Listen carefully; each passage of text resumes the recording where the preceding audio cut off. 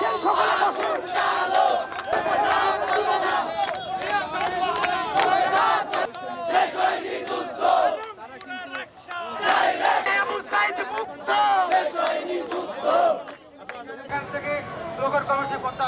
ধন্যবাদ। আরেকটা রেলপথ আজকে আমরা দেখিয়ে দিয়েছি কিভাবে রাজপথ। 3 দফা দাবি দেওয়া হয়েছে। প্রথম দফা হচ্ছে সুষম উন্নয়ন ও অন্তর্ভুক্তিমূলক নীতি প্রণয়নের উত্তরবঙ্গের 2 বিভাগ থেকে কমপক্ষে 2 জন করে 4 জন উপদেষ্টা নিয়োগ করতে হবে।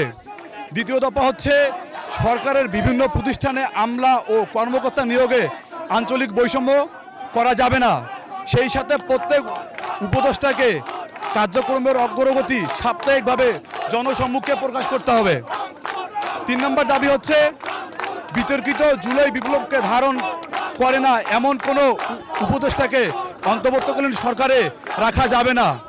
পলিসি প্রণয়নের উত্তরবঙ্গের বৈষম্য বিরোধী ছাত্রদের পরামর্শ গ্রহণ করতে হবে।